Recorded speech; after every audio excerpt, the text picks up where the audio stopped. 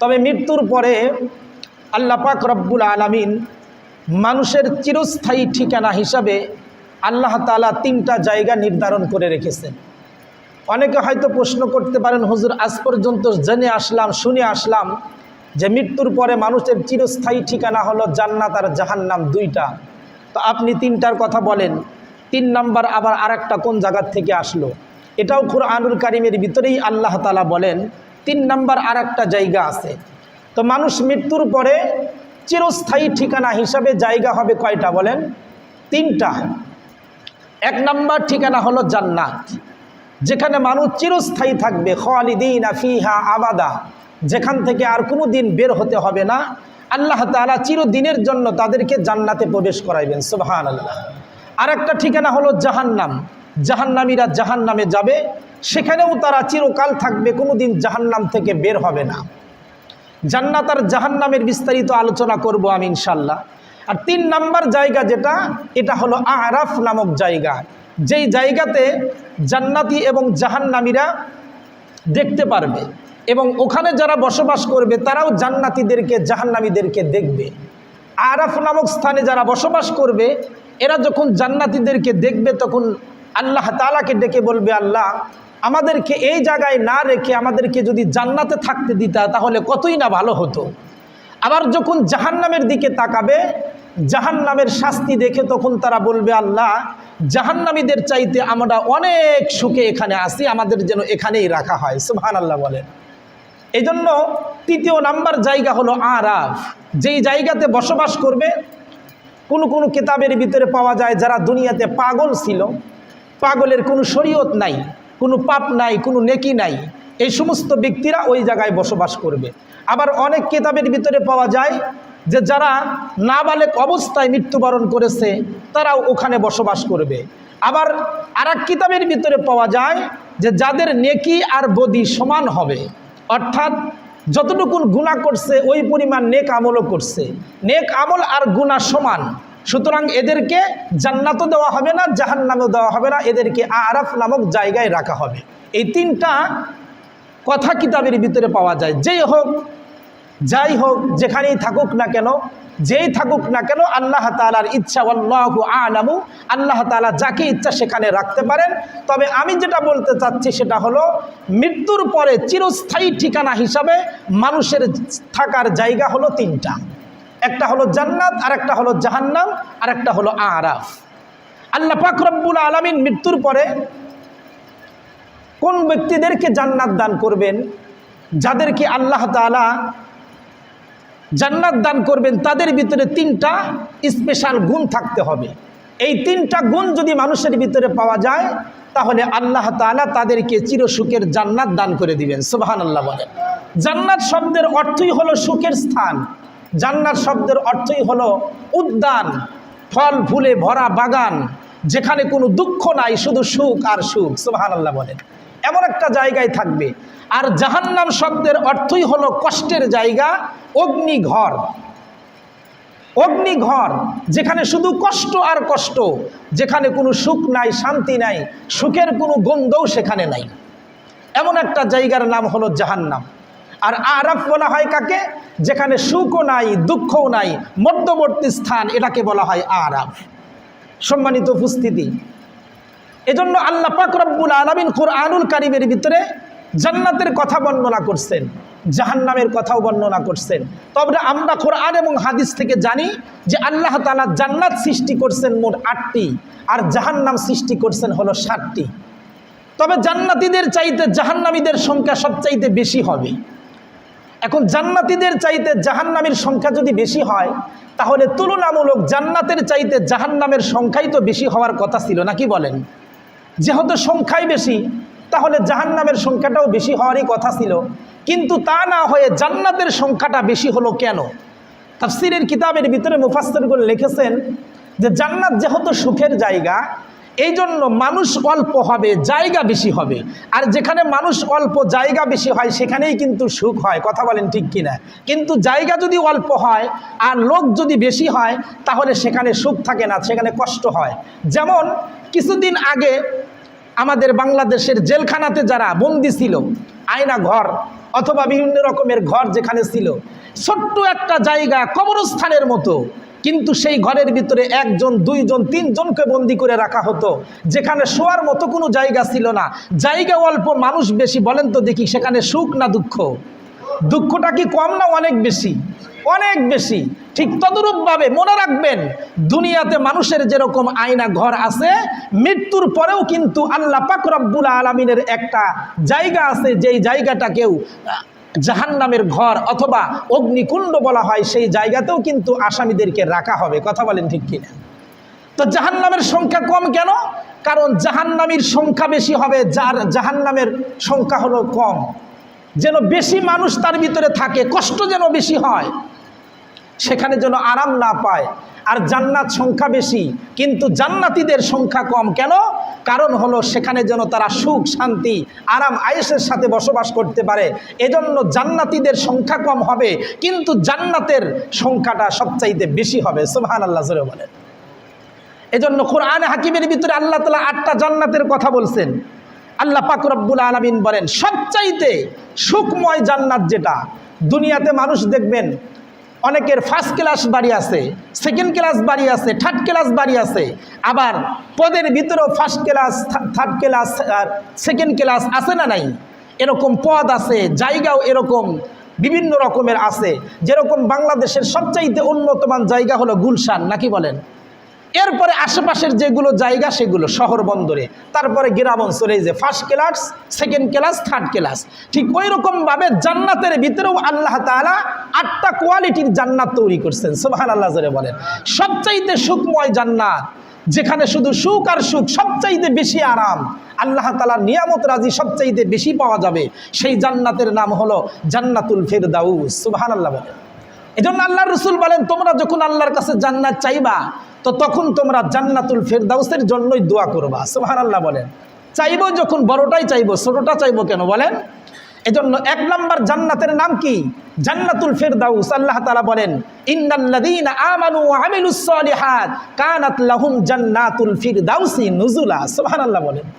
2 নম্বর জান্নাতের নাম হলো জান্নাতুল মাওয়া ইনদা সিদরাতিল মুনতাহা, ইনদাহা জান্নাতুল মাওয়া।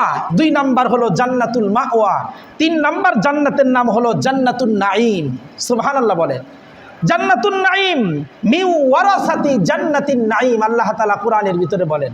4 নম্বর জান্নাতের নাম হলো জান্নাতে আদনিন, জান্নাতু আদনিন তাজরি মিন তাহতিহাল আনহার, আল্লাহ তাআলা কোরআনের ভিতরে বলেন 4 নম্বর জান্নাতের নাম হলো জান্নাতে আদ। 5 নম্বর যেই জান্নাতটা হবে, সেই জান্নাতের নাম হলো জান্নাতে খুলদ, আম জান্নাতুল খুলদিল্লাতি বুইদাল মুত্তাকুন, আল্লাহ তাআলা এই জান্নাতের কথা কোরআনের ভিতরে ঘোষণা করছেন। সুবহানাল্লাহ। আর 6 নম্বর যেই জান্নাত হবে, সেই জান্নাতের নাম হয় দারুল করার, হিয়া দারুল করার, এই জান্নাতের নাম হবে দারুল করার। এই জান্নাতের ভিতরেও আল্লাহ তাআলা কিছু কিছু মানুষকে থাকতে দিবেন। 7 নম্বর জান্নাতের নাম হলো দারুস সালাম। সুবহানাল্লাহ বলেন। ওয়াল্লাযী ইয়াদউ ইলা দারিস সালাম। এরপরে হবে 8 নম্বর জান্নাত, যেই জান্নাতকে সর্বশেষ জান্নাত, জান্নাতে দারুল মাকাম বলা হয়। আল্লাযী আহাল্লানা দারুল মাকাম, আল্লাহ তাআলা এই জান্নাতের কথাও কোরআনে আলোচনা করছেন। এজন্য আমরা সবচাইতে উঁচু জান্নাত জান্নাতুল ফিরদাউসের জন্য আল্লাহর কাছে দোয়া করব ইনশাআল্লাহ। জাহান্নামের কথাও আল্লাহ তাআলা কোরআনের ভিতরে আলোচনা করছেন। সবচাইতে বড় শাস্তিময় জায়গা যেটা, এটা হলো জাহান্নাম। ইন্না জাহান্নামা কানাত মিরসাদা, আল্লাহ তাআলা কোরআনের ভিতরে বলেন। 2 নম্বর জাহান্নামের নাম হলো কাল্লা ইন্নাহা লাযা। 2 নম্বর জাহান্নামের নাম কি? লাযা। 3 নম্বর জাহান্নামের নাম হলো হুতামা, কাল্লা লায়ুমবাযান্না ফিল হুতামা, যেখান থেকে মানুষ কোনোদিন বের হতে পারবে না, তারা আগুনের ভিতরে বেষ্টন অবস্থায় থাকবে।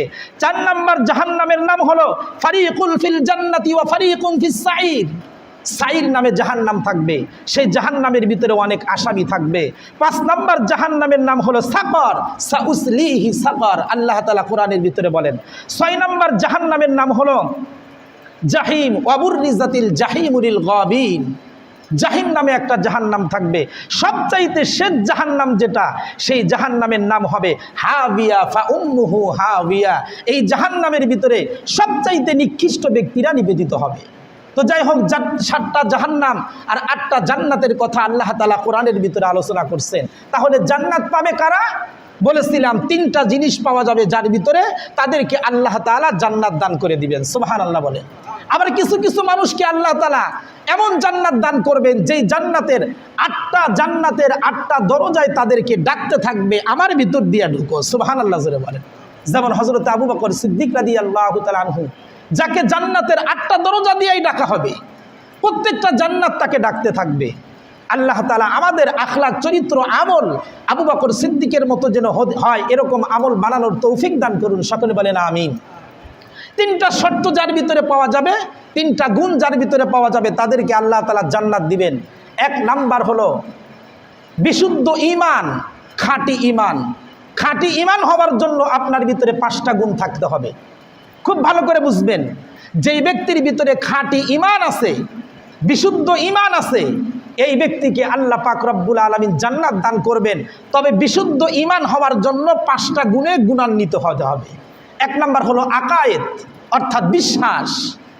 আল্লাহ তাআলার প্রতি বিশ্বাস, নবীদের প্রতি বিশ্বাস, কিতাবের প্রতি বিশ্বাস, পরকালের প্রতি বিশ্বাস, কবর, হাসর নাসর, পুলসিরাত, মিজান, এগুলোর প্রতি বিশ্বাস স্থাপন করতে হবে। কিন্তু আমরা মুসলমান, আমাদের ভিতরে সবচাইতে কম যেটা, সেটা হলো ঈমান। আমাদের দুর্বল। আমরা বিশ্বাস করি না পরকাল, আমরা বিশ্বাস করি না কবর, আমরা বিশ্বাস করি না জান্নাত জাহান্নাম। এগুলো শুধু আমরা মুখে বলি, কিন্তু অন্তরে বিশ্বাস করি না। অনেক মুসলমান এমন আছে যারা আখিরাত, পরকাল বিশ্বাস করে না। এই জন্য আল্লাহ রাসূল বলেন, তোমার ঈমানকে যদি পরিপূর্ণ করতে চাও, তাহলে সর্বপ্রথম শর্ত হলো তোমার আকায়েদ ঠিক করতে হবে, তোমার বিশ্বাস ঠিক করতে হবে। অনেকে বলে জান্নাত জাহান্নাম তো দেখা যায় না, তাহলে কিসের প্রতি বিশ্বাস করব? আরে ভাই, দেখে বিশ্বাস করার নাম তো ঈমান না, না দেখে বিশ্বাস করার নামটাই হলো ঈমান। আল্লাহ তাআলাকে দেখা যায় না, কিন্তু আল্লাহ তাআলাকে না দেখে বিশ্বাস করার নাম হলো ঈমান। সুবহানাল্লাহ বলেন। ফেরেশতা দেখা যায় না, না দেখে ফেরেশতাকে বিশ্বাস করার নাম হলো ঈমান। জিন দেখা যায় না, না দেখে জিনকে দেখার নাম হলো ঈমান। জান্নাত জাহান্নাম দেখা যায় না, না দেখে জান্নাত জাহান্নামে বিশ্বাস করার নাম হলো ঈমান। এজন্য 1 নাম্বার গুণ হলো আকায়েদ, আকায়েদ ঠিক রাখতে হবে। 2 নাম্বার হলো ইবাদত। ঈমানের পরে 2 নাম্বার কাজ হলো আমল, বিশুদ্ধ আমল। খাঁটি ঈমান, 2 নাম্বার হলো বিশুদ্ধ আমল।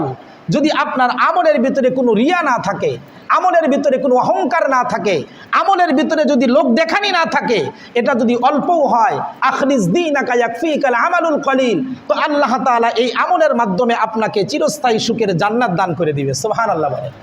এই জন্য আমলটা হতে হবে বিশুদ্ধ। 1 নাম্বার খাঁটি ঈমান, 2 নাম্বার বিশুদ্ধ আমল, অর্থাৎ ইবাদত। 3 নাম্বার গুণ হলো মুআমালাত, অর্থাৎ আপনার লেনদেন এটা সঠিক থাকতে হবে। 4 নাম্বার গুণ হলো মুআশারাত, আত্মীয়তা সম্পর্ক বজায় রাখতে হবে। আর সব শেষে যেই গুণটা আল্লাহ রাসূল বলছেন, সেটা হলো আখলাক, অর্থাৎ চরিত্র। আপনার চরিত্র যদি বিশুদ্ধ থাকে, তাহলে এই 5টা গুণ আপনার ভিতরে থাকলে আপনার ঈমান খাঁটি, আপনার জন্য আল্লাহ তাআলা জান্নাত রেখে দিয়েছেন। সুবহানাল্লাহ জোরে বলেন। তাহলে জান্নাত পাওয়ার জন্য কয়টা গুণের দরকার? 3টা। খাঁটি ঈমান, বিশুদ্ধ আমল। 3 নাম্বার সবচাইতে শেষ শর্ত যেটা, সেটা হলো আল্লাহ পাকের রহমত। আল্লাহর রহমত ছাড়া ঈমানওয়ালাও জান্নাতে যেতে পারবে না, আল্লাহর রহমত ছাড়া আমলওয়ালাও জান্নাতে যেতে পারবে না। কথা বলেন ঠিক কিনা? এজন্য যদি মনে করেন আমার ঈমান আছে, আমি নেক আমল করছি, আমার তো কোনো গুনাহ নাই, নেক আমলের বদলে আমি জান্নাত যাব, সেখানে আমি আমলের বদলেতে যাব, আল্লাহর রহমতের কি দরকার? আমি বলবো না। আল্লাহর রাসূল বলেন, আল্লাহর রহমত ছাড়া কেউ জান্নাতে যেতে পারবে না। সাহাবী জিজ্ঞাসা করে, ইয়া রাসূলুল্লাহ, আপনিও কি পারবেন না? আল্লাহর রাসূল বলে, হ্যাঁ, আমিও আল্লাহর রহমত ছাড়া জান্নাতে যেতে পারবো না। সুবহানাল্লাহ বলেন। এজন্য আল্লাহর রহমতের দরকার আছে। আল্লাহ রাসূল সাল্লাল্লাহু আলাইহি ওয়াসাল্লাম সাহাবীদেরকে একটা ওয়াকিয়া শোনাইছেন, যে বনি ইসরাইলের ভিতরে একজন আবেদ ছিল, যেই আবেদ 500 বছর পর্যন্ত আল্লাহ তাআলার ইবাদত বন্দিগি করছে, এমন একটা জায়গায়, যেই জায়গায় কোনো মানুষ নাই, অর্থাৎ সাগরের একটা মরুভূমির ভিতরে, একটা দ্বীপের ভিতরে গিয়া বনি ইসরাইলের একজন আবেদ 500 বছর ইবাদত করছে, যেন কোনো মানুষ তাকে ডিস্টার্ব করতে না পারে। এই 500 বছর ইবাদত করছে। আল্লাহ তাআলা তার জন্য সেই মরুভূমির ভিতরে দ্বীপের ভিতরেই মাঝে মাঝে যখন ক্ষুধা লাগতো খাবারের জন্য আল্লাহ তাআলা একটা ডালিম গাছের ব্যবস্থা করে দিয়েছিল। সুবহানাল্লাহ বলেন। ডালিম খেয়ে সে ক্ষুধা নিবারণ করত। আর পিপাসার জন্য সাগরের ভিতরে তো মিঠা পানি পাওয়া যায় না, এজন্য আল্লাহ তাআলা তার কাছেই আরেকটা ঝর্ণার সৃষ্টি করে মিঠা পানির ব্যবস্থা করে দিয়েছিল। সুবহানাল্লাহ। ক্ষুধা লাগলে ডালিম খায়, পিপাসা লাগলে মিঠা পানি খায়, এগুলো খেয়ে খেয়ে আল্লাহর ইবাদত করছে। কয়শো বছর? 500 বছর। 500 বছর ইবাদত করছে। আল্লাহর রাসূল বলে আল্লাহ তাআলা যখন জান্নাত বন্টন করবেন তখন ফেরেশতাদেরকে বলবে, আমার এই বান্দা 500 বছর ইবাদত করছে, আমি তাকে দয়া করে তার উপর খুশি হয়ে জান্নাত দিয়ে দিলাম। সুবহানাল্লাহ জোরে বলেন। আল্লাহর বান্দা তখন ডাকতে বলবে, আল্লাহ আমি তো 500 বছর ইবাদত করছি, তাও এমন জায়গায় যেই জায়গায় কোনো মানুষের জ্ঞানজাম নাই, কেউ আমাকে ডিস্টার্ব করতে পারবে না, শুধু আপনার গোলামি করার জন্য এমন একটা জায়গা আমি বেছে নিয়েছিলাম। 500 বছর ইবাদত করছি, ইবাদতের বিনিময়ে কি আমি জান্নাত পাবো না? আল্লাহ পাক রব্বুল আলামিন বলবেন, তুমি তোমার ইবাদত দিয়ে জান্নাত পেতে চাও, তাহলে তুমি হিসাব দিয়ে আমার কাছ থেকে যাও। আল্লাহ তাআলা যদি কারো হিসাব নেন তাহলে তার জান্নাতে যাওয়ার কোনোই সুযোগ থাকবে না। আর আল্লাহ যদি দয়া করে রহম করে কাউকে জান্নাত দিয়ে দেন, তার কোনো হিসাব দেওয়ার দরকার হবে না। সুবহানাল্লাহ বলে। তো আল্লাহর বান্দা যখন বলবে, আল্লাহ আমি তো 500 বছর ইবাদত করছি, তাহলে আপনার দয়া নিয়েই যদি জান্নাতে যেতে হয় তাহলে আমার ইবাদত গেল কোথায়? আল্লাহ তাআলা বলবে, ঠিক আছে, তোমার ইবাদত গেল কোথায়, তাহলে হিসাব দিয়ে যাও। আল্লাহ তাআলা বলবে, তুমি জন্মের পরে আমি তোমাকে 2টা চক্ষু দান করেছিলাম, এই 2টা চক্ষু যদি তোমার না থাকতো তাহলে 500 বছরের ইবাদত কোনো ব্যক্তিকে দিলে কেউ কি তোমাকে একটা চক্ষু দান করত? আল্লাহর বান্দা বলবে, না, এই 500 বছরের ইবাদত এটা তো দেখা যায় না, এটা দিয়ে কোনো মানুষের কাছ থেকে চক্ষু পাওয়া যেত না। আল্লাহ তাআলা বলবেন, তাহলে তোমার 500 বছরের ইবাদত দ্বারা একটা চোখের মূল্যও হয় না, কিন্তু আমি আল্লাহ তাআলা ধরে নিলাম তোমার 500 বছরের ইবাদতের দ্বারা একটা চোখের মূল্য হয়ে গেল, তাহলে আরেকটা চোখের মূল্য তুমি কি দিয়া দিবা? তোমাকে 2টা কান দিছিলাম, কানের মূল্য কি দিয়া দিবা? তোমাকে আমি জবান দিছিলাম কথা বলার মতো, তার মূল্য কি দিয়া দিবা? প্রত্যেকটা সেকেন্ডে সেকেন্ডে শ্বাস প্রশ্বাস নিছো আর ছাড়ছো, তার মূল্য কি দিয়া দিবা? 500 বছর ইবাদত করছো, তোমাকে যে লক্ষ লক্ষ ডালিম খাওয়াইছি তার হিসাব কি দিয়া দিবা? আর লক্ষ লক্ষ গ্লাস মিঠা পানি পান করছো, তার হিসাব তুমি কি দিয়া দিবা? বান্দা তখন নৈরাশ হয়ে যাবে। আল্লাহ তাআলা যেই ফেরেশতাকে জান্নাতে নিয়ে যাওয়ার অনুমতি দিছিলেন সেই ফেরেশতাকেই বলবে, যাও আমার এই বান্দাকে জাহান্নামের দিকে নিয়ে যাও। বান্দা তখন যাবে আর বলবে, আল্লাহ আমার হিসাব আমি দিতে চাই না, আল্লাহ তোমার দয়া নিয়েই জান্নাতে যেতে চাই, মেহেরবানি করে আপনার দয়া আপনি আমাকে জান্নাত দান করে দেন। সুবহানাল্লাহ। আল্লাহ তখন বলবে, ঠিক আছে যাও, আমার দয়ায় আমি তোমাকে জান্নাত দিয়ে দিলাম। সুবহানাল্লাহ। এজন্য 500 বছর বিরতহীন ইবাদত করেও আল্লাহর দয়া ছাড়া জান্নাত পাওয়া যায় না।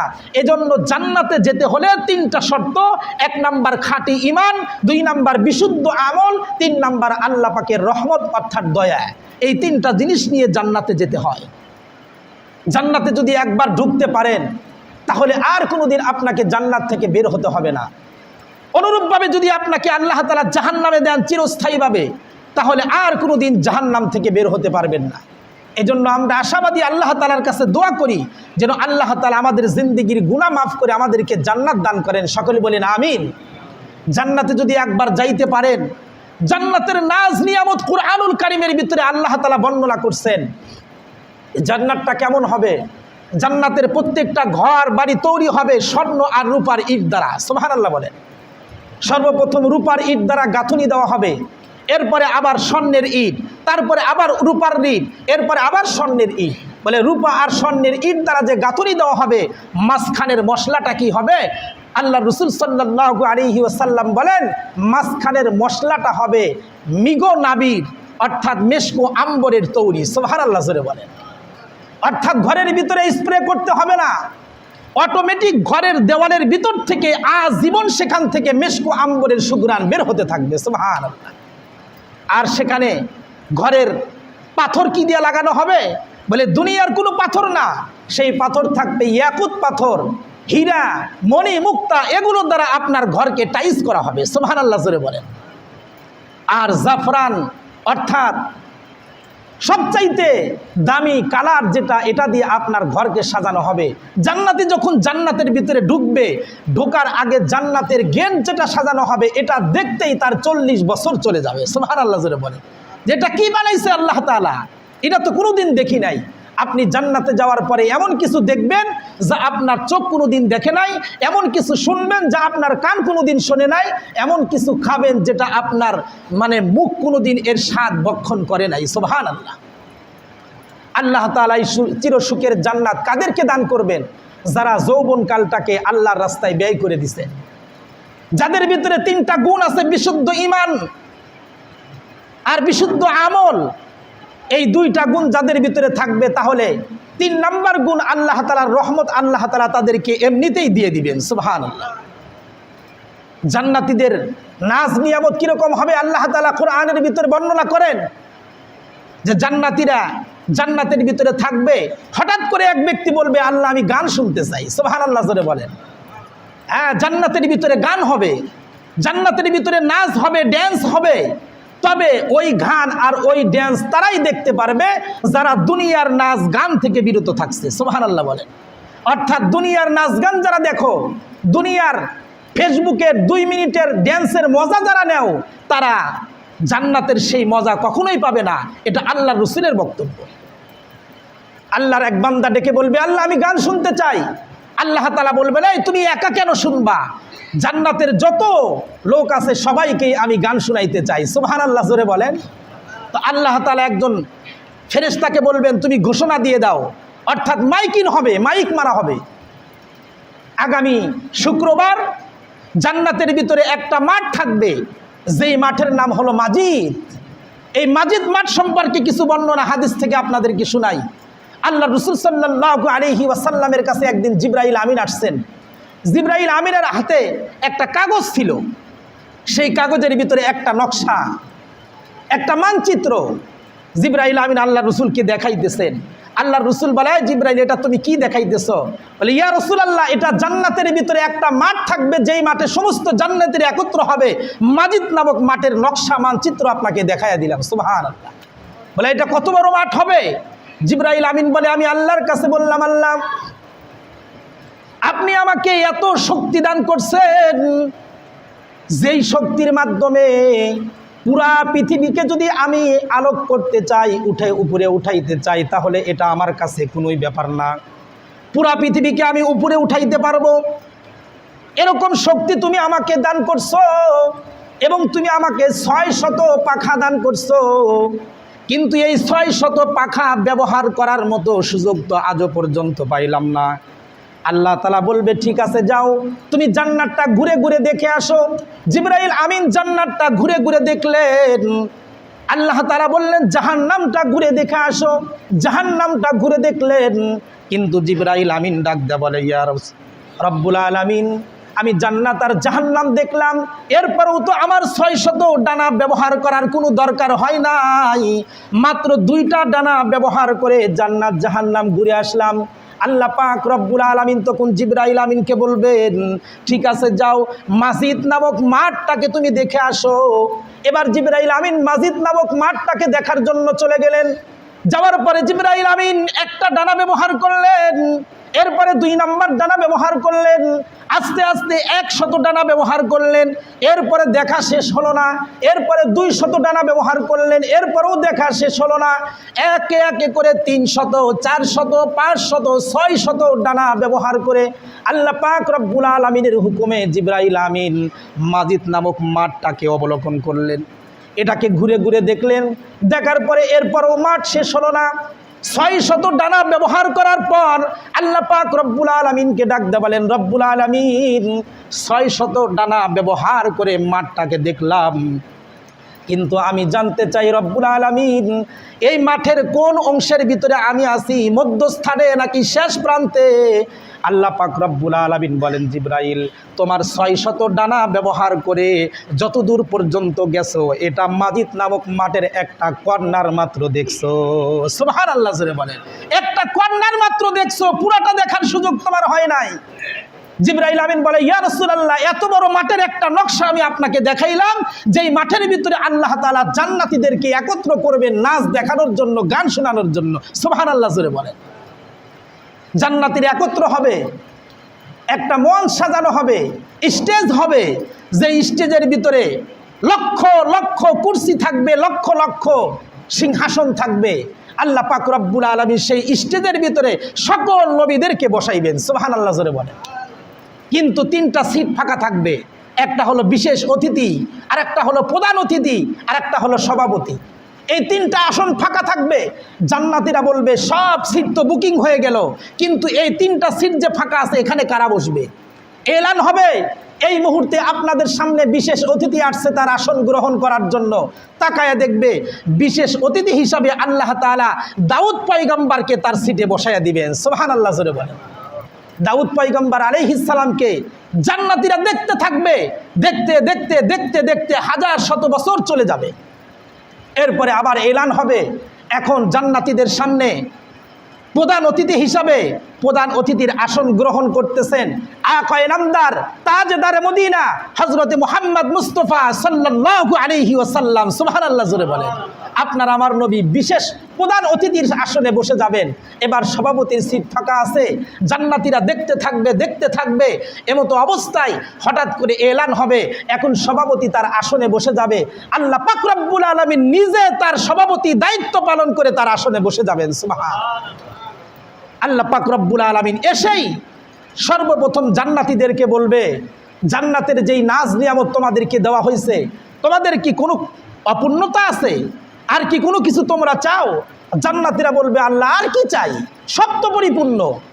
একদল বলবে, কিন্তু জান্নাতীদের ভিতরে দুনিয়াতে যারা আলেম ছিল তারা বলবে আল্লাহ একটা জিনিস তো এখনো পাই নাই। আল্লাহ তাআলা বলবে সেটা আবার কি? আল্লাহ তাআলা যখন জিজ্ঞেস করবেন আলেমরা তখন বলবে আল্লাহ দুনিয়াতে আল্লাহর রাসূল বলেছিল, হাদিস পড়েছিলাম যে জান্নাতের ভিতরে নাকি আপনাকে দেখা যাবে। পূর্ণিমার চাঁদ যেরকম দুনিয়ার থেকে আমরা স্পষ্ট দেখতাম, জান্নাতের ভিতরে আপনাকে এরকম স্পষ্টভাবে দেখা যাবে। আজও পর্যন্ত তো দেখি নাই। আল্লাহ তাআলা বলবেন এটা দেখানোর জন্যই তো তোমাদেরকে একত্র করলাম, সুবহানাল্লাহ বলে। আল্লাহ তাআলা সভাপতির স্থানে বসে যাবেন। আল্লাহ তাআলা বলবেন যাও প্রত্যেকটা জান্নাতীকে একটা করে স্বর্ণের পাত্র দাও, একটা পিয়ালা দাও, সেই পিয়ালার ভিতরে শরাব দিয়ে দাও, যেই শরাবগুলো জান্নাতীরা পান করতে থাকবে, যেই শরাবের নাম হলো শরাবাং তাহুরা, সুবহানাল্লাহ বলে। পবিত্র শরাব তারা পান করতে থাকবে।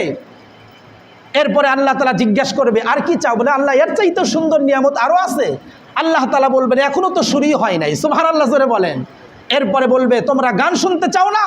তো এবার গান শোনো। হযরতে দাউদ পয়গম্বরকে বলবেন দাউদ, দুনিয়াতে তোমার কণ্ঠ এত সুন্দর ছিল, যেই কণ্ঠ দিয়ে তুমি জাবুর কিতাব তেলাওয়াত করলে পাখিগুলো কিচির মিচির শুরু করে দিত, নদীর মাছগুলো এক জায়গায় হয়ে তোমার সামনে এসে যাইত, এরপরে পশু পাখিগুলো তোমার কণ্ঠ শোনার জন্য একত্র হয়ে যাইত, ফেরেশতারা তোমার চতুর্পাশে ভিড় জমাইতো। আজকে তোমার সেই কণ্ঠের মাধ্যমে আজকে সূরা মুলুক তাবারাকাল্লাযী বিয়াদিহিল মুলক এটা পাঠ করে শোনায়া দাও, সুবহানাল্লাহ জোরে বলে। দাউদ আলাইহিস সালাম সেদিন তার কণ্ঠের মাধ্যমে সূরা মুলুক তেলাওয়াত করে শোনাবেন। সূরা মুলুকের তেলাওয়াত শুনে জান্নাতীরা 40 বছর পর্যন্ত অজ্ঞান হয়ে পড়ে থাকবে, সুবহানাল্লাহ জোরে বলে। এরপরে আল্লাহ পাক রব্বুল আলামিন 40 বছর পর আবার হুঁশ ফিরাইয়া নিয়ে আসবেন। বলবে আর কি চাও? বলে আল্লাহ এর চাইতে আরো সুন্দর কিছু আছে। বলে শুরুই তো হয় নাই, সুবহানাল্লাহ জোরে বলে। আল্লাহ পাক রব্বুল আলামিন বলবে হাবিব আমার, আপনার কণ্ঠের মাধ্যমে কোরআন তেলাওয়াত করতেন, আবু জেহেল উতবা সাইবা আপনার ঘরের কর্নারে এসে আপনার তেলাওয়াত শুনতো রাত্রির বেলা, এত সুন্দর কণ্ঠ আপনার ছিল। আজকে সেই কণ্ঠের মাধ্যমে প্রধান অতিথির আসন থেকে আপনি কুরআনুল কারীমের সূরা ইয়াসিনটা তেলাওয়াত করে শোনায়া দেন, সুবহানাল্লাহ বলে।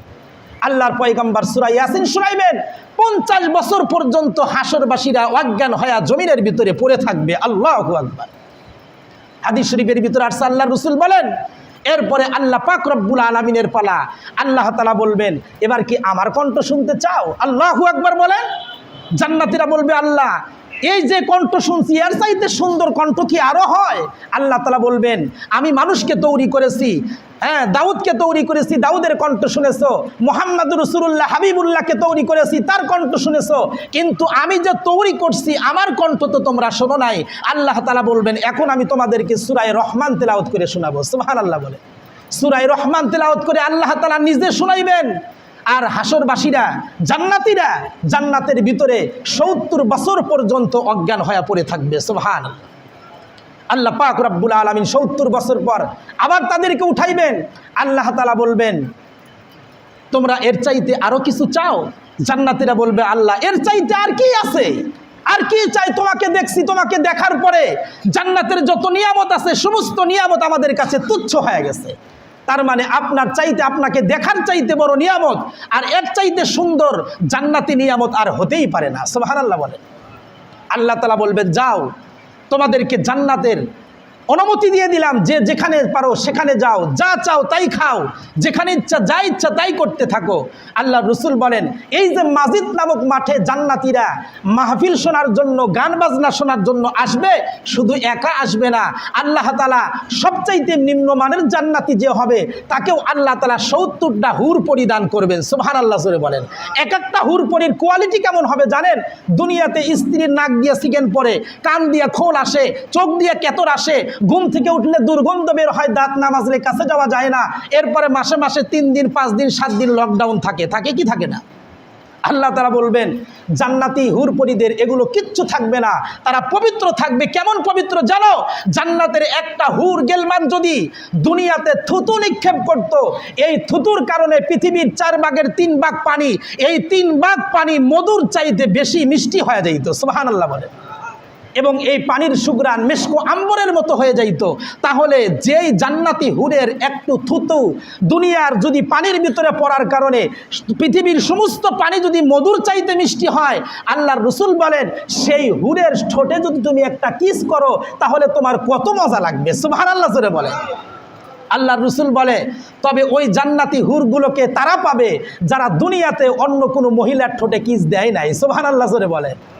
এজন্য সাবধান, ফেসবুকের 2 মিনিটের ড্যান্স আর গান শুনে এই মজাই তুমি মাতাল হয়েও না।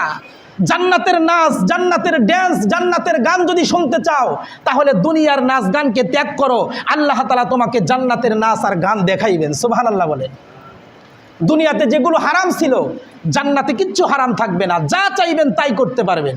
যেখানে নাইকো কোনো নামাজ রোজা, নাই তো কোনো কাম, আছে শুধু প্রেম প্রীতি আনন্দ আরাম। সুবহানাল্লাহ বলেন। ফল বৃক্ষ ধরে আছে ফলদানের ওই তরে, তৃপ্তি সহ খাইবে তারা আনন্দ আরামে, যা চাইবে তাই খাইবে। জান্নাতীদের সর্বপ্রথম খাবার হবে মাছের কলিজা ভুনা। সুবহানাল্লাহ বলেন। সর্বপ্রথম তরকারির দ্বারা আল্লাহ তাআলা মেহমানদারি করবেন, আর সেটা হলো মাছের কলিজা ভুনা। এরপরে আল্লাহ তাআলা সর্বপ্রথম খাদ্য হিসাবে জান্নাতীদেরকে রুটি দান করবেন। কিতাবের ভিতরে পাওয়া যায় যে রুটিটা তৈরি হবে আরাফার ময়দানের মাটির দ্বারা। সুবহানাল্লাহ। কলিজা ভুনা আর রুটির মাধ্যমে আল্লাহ তাআলা মেহমানদারি করবেন। দুনিয়াতে দেখেন না গরুর গোশত আর রুটি খাইতে কত মজা লাগে, এর চাইতে অনেক গুণ বেশি মজা আল্লাহ তাআলা জান্নাতের ভিতরে দিবেন। সুবহানাল্লাহ। এজন্য জান্নাতীদের সেই হুরপরিদেরকে যদি পাইতে চান সর্বনিম্ন ৭০টা, কারো কারো ৭০,০০০ থাকবে, কারো কারো ৭০ লাখ থাকবে, এর চাইতেও বেশি থাকবে। কেন? যার ইমানের কোয়ালিটি যত বড়, যত বেশি, যার আমলটা যত সুন্দর, তার জান্নাতের ভিতরে নিয়ামত তত বেশি। সুবহানাল্লাহ। আল্লাহ তাআলা বলবেন যাও তোমরা ঘুরতে থাকো, দুনিয়াতে পার্কে যাইতে পারো নাই, এখন তোমরা পার্কে ঘুরতে যাও বিবিদেরকে নিয়ে। হাদিস শরীফের ভিতরে আসছে একজন স্বামী স্ত্রীর সাথে সহবাস করবে, একটা হুরপরির সাথে সহবাস করতে 40 বছর কেটে যাবে। সুবহানাল্লাহ বলেন। 40 বছর পরেও ভিতরে কোনো পেরেশানি আসবে না, গাও ঘামবে না, গোসল ফরজ হবে না। এরপরে আবার আরেকটা হুরপরির সাথে, হুরগেলমানের সাথে সহবাস করবে, আবার 40 বছর চলে যাবে। এরকম সময় কাটতেই থাকবে, কিন্তু কখনো আপনার বীর্যপাত হবে না। সুবহানাল্লাহ বলেন। গোসল ফরজ হবে না। যদি কোনো হুরপরি চায় যে জান্নাতের ভিতরে আমি সন্তান নিব, জান্নাতের ভিতরে সন্তান হবে না। কিন্তু আল্লাহ রসুল বলে যদি কেউ চায় যে আমি সন্তান নিব, স্ত্রী স্বামীর সাথে সহবাস করবে, সাথে সাথে গর্ভবতী হবে, সাথে সাথে বাচ্চা হয়ে যাবে। সুবহানাল্লাহ জোরে বলেন। কিন্তু এই বাচ্চা হওয়ার কারণে কোনো রক্তপাত হবে না। এমনকি দুনিয়াতে বাচ্চা হওয়ার পরে সর্বোচ্চ 40 দিন পর্যন্ত মহিলাদের মাসিক ঋতুস্রাব থাকে, ওখানে কোনো ঋতু থাকবে না। সন্তান বাচ্চা প্রসব হওয়ার সাথে সাথে আবার আগের মতো 18 বছরের কুমারীর মতো হয়ে যাবে। সুবহানাল্লাহ জোরে বলে। দেখলে যেন মনে হবে যে এর সাথে এখনো মনে হয় সহবাস হয়ই নেই। সুবহানাল্লাহ। এরকম স্ত্রী আমরা পাইতে চাই কি চাই না? আল্লাহ তাআলা বলেন, যদি এরকম জান্নাতের নিয়ামত তোমরা পাইতে চাও, দুনিয়ার রং তামাশা, দুনিয়ার নাচ গান, দুনিয়ার খেলা আর দুনিয়ার ভোগ বিলাস থেকে, এগুলোর থেকে তোমরা বেঁচে থাকো, শুধুই মাত্র আল্লাহর রসুলকে ভালোবাসো, তাহলে আল্লাহ তাআলা বিশুদ্ধ ঈমান আর বিশুদ্ধ আমলের বরকতে তোমাদেরকে জান্নাতের নিয়ামত দান করে দিবেন। সুবহানাল্লাহ। সম্মানিত উপস্থিতি, সময় যেহেতু হয়ে গেছে, বেশি লম্বা কথা নয়, তবে এই জান্নাতে যদি আপনি যাইতে চান, দুনিয়ার যত রকমের গুনাহ আছে এই গুনাহ থেকে আপনাকে বাঁচতে হবে। জান্নাতে যদি যাইতে না পারেন, তাহলে 2 নাম্বার ঠিকানা কোথায়? জাহান্নামে। জাহান্নামটা কীরকম হবে জানেন? হাদিস শরীফের ভিতরে আসছে, জাহান্নামের মুখ থেকে একটা পাথর যদি ছেড়ে দেওয়া হয়, এই পাথরটা জাহান্নামের নিচে পুষতে 70 বছর লেগে যাবে। তাহলে গভীরতা কত বেশি, আর প্রশস্ত কত হবে?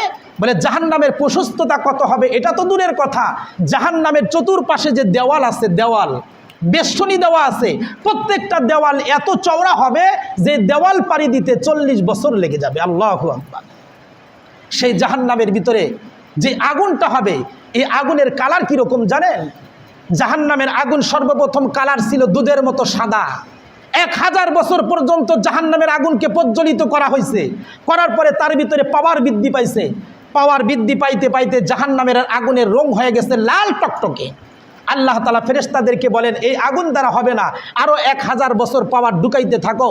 আরও 1000 বছর জাহান্নামের আগুনকে প্রজ্বলিত করা হয়েছে, এরপরে জাহান্নামের আগুনের রং হয়ে গেছে একদম কালো অন্ধকার। দুনিয়ার আগুন জ্বালাইলে অন্ধকার দূর হয়, আর জাহান্নামের আগুনের মাধ্যমে অন্ধকার দূর হবে না, আরও অন্ধকার হবে। এজন্য জাহান্নামের আগুন যারা পুড়বে তাদেরকে দেখতে কয়লার মতো হবে, কয়লার মতো দেখা যাবে। আল্লাহ রসুল সাল্লাল্লাহু আলাইহি ওয়াসাল্লাম বলেন, কোনো জাহান্নামীকে জাহান্নামের আগুনের ভিতরে রাখার পরে যদি তাকে বের করে দুনিয়ার আগুনের ভিতরে রাখা হয়, তাহলে তার দুনিয়ার আগুনের ভিতরে নিন্দ এসে যাবে, অর্থাৎ ঘুম ধরে যাবে। তার মানে দুনিয়ার আগুনটা এত লেস পাওয়ার, এত কম পাওয়ার। আল্লাহ রসুল বলে, জাহান্নামের আগুনের পাওয়ারকে 70 ভাগে ভাগ করলে যেই পরিমাণ গুণ হবে, তার 70 ভাগের 1 ভাগ গুণ দিয়ে আল্লাহ তাআলা দুনিয়ার আগুনকে তৈরি করছেন। এই আগুনের ভিতরে যদি দুনিয়ার কোনো মানুষ পড়ে যায়, তাহলে পুড়ে ভস্ম হয়ে যায়। তাহলে 70 গুণ বেশি পাওয়ার, বেশি পাওয়ারলেস এরকম আগুনের ভিতরে কোনো মানুষকে যদি ফেলানো হয়, তার অবস্থা কি হবে? মেরে মোহতারাম, জাহান্নামীদের খাবার কি হবে? এই আগুনের ভিতরে পুড়তে থাকবে, হাই হাই করতে থাকবে, চিল্লাইতে থাকবে, বাঁচাও বাঁচাও, কিন্তু কোনো মানুষ তার কাছে আসবে না। আল্লাহ তাআলাকে ডাকতে থাকবে, আল্লাহ অনেক হয়েছে, আমাদেরকে আর জাহান্নামের ভিতরে পুরায়ও না। আল্লাহ তাআলা শুনেও না শোনার ভান করবেন, শুনেও না শোনার ভান করবেন। এক সময় আল্লাহ তাআলা তাদের ডাকে সাড়া দিবে, কি বলো তোমরা নাফরমান? বলে, আমাদেরকে কিছু খাইতে দেন, ক্ষুধাই তো আর বাঁচি না। আল্লাহ তাআলা ফেরেশতাদেরকে বলবে, যাও তাদেরকে কাঁটাযুক্ত গাছ খাইতে দাও। নাউজুবিল্লাহ জোরে বলেন। কাঁটাযুক্ত গাছ খাইতে দিবে। সূরা ওয়াকিয়ার ভিতরে আসছে, যাদেরকে ফল খেতে দেওয়া হবে, এই ফলগুলো কাঁটাযুক্ত হবে, কাঁটাযুক্ত গাছ হবে।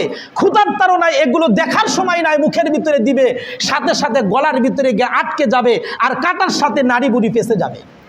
আল্লাহ তাআলাকে ডাকতে বলবে, আল্লাহ এবার একটু পানি দাও, বাঁচিত না, এই খাবার খেয়ে তো আরো যন্ত্রণা বেড়ে গেল। আল্লাহ তাআলা ফেরেশতাদেরকে বলবে, যাও এদেরকে জাহান্নামীদের পচা রক্ত আর পচা পুষ খাইতে দাও। নাউজুবিল্লাহ জোরে বলে। এদেরকে গরম পানি, রক্ত আর পুষ খাইতে দেওয়া হবে। এগুলো যখন খাবে, মুখের ভিতরে দেওয়ার সাথে সাথে কাঁটাযুক্ত গাছ সহ নাড়ি বুড়ি সবগুলো গলে পচে পিছনের রাস্তা দিয়ে বের হয়ে যাবে। নাউজুবিল্লাহ। এত কষ্ট জাহান্নামের ভিতরে। আল্লাহ তাআলা আমাদেরকে সেই জাহান্নাম থেকে বাঁচার তৌফিক দান করুন, বলেন আমিন। আর চিরসুখের জান্নাত, জান্নাতুল ফেরদাউস আমাদেরকে দান করুক, সকলে বলেন আমিন। অনেক জান্নাতের নিয়ামতের কথা ছিল, কিন্তু একদিনে বলে তো শেষ করা যায় না। সম্মানিত উপস্থিত, আল্লাহ তাআলা আমাদের সবাইকে দুনিয়াতে বিশুদ্ধ ঈমান আর খাঁটি নেক আমল করে আল্লাহ তাআলার রহমত নিয়ে যেন আমরা দুনিয়ার থেকে বিদায় হয়ে আল্লাহ পাকের সেই চিরস্থায়ী সুখের জায়গা জান্নাতুল ফেরদাউস যেন আমরা অর্জন করতে পারি। আল্লাহ তাআলা আমাদেরকে তৌফিক দান করুন, সকলে বলি আমিন। ওয়া আখির দাওয়ানা আনিল